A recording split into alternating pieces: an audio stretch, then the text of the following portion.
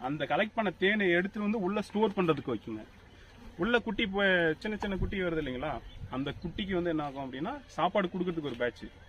Plus ராணி வந்து சாப்பிடாது, அது ஊட்டி தான் விடுவாங்க.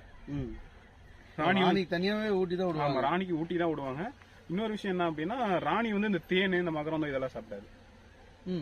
ராயல் ஜெல்லின்னு சொல்லி ஒரு புதுசா பிறக்கிற அந்த வேலைக்கார தேனிகளோட தலையில இருந்து சுரக்கும். அந்த ராயல் ஜெல்லி தான் அது சாப்பிடும். அது ரொம்ப ரொம்ப காஸ்ட்லியானது. 1 kg வந்து 2 lakhs வரைக்கும் போயிட்டு இருக்கு. அதுவும் தேன் தான். ராயல் ஜெல்லியும் ஒரு விதமான ஜெல் மாதிரி இருக்கும். ஆமா, அது மெடிசன் வேல்யூ அதிகமா இருக்கிறதுனால இப்ப 2 ல இருந்து 3 லட்சம் ரூபாய் அது நம்ம எடுக்க முடியாது. கலெக்ட் பண்ணலாம். அது கொஞ்சம் ப்ராசஸ் பெருசா இருக்கும்.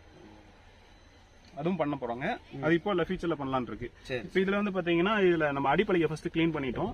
இந்த புழுவாரியை ஃபர்ஸ்ட் நம்ம பார்க்கணும். ஏன்னு கேட்டீங்கன்னா, இப்ப நம்ம பாக்ஸ்க்குள்ள இருக்கும்போது புதுசா ஏதாவது ராணி வந்திருக்கா, முட்டை ஏதாவது இதுங்களே என்ன பண்ணோம்னா ஸ்ட்ரென்த் அதிகமாக என்ன ஆகும்னா, சரி நம்ம கூட்டத்தை பிரிச்சிடலாம்,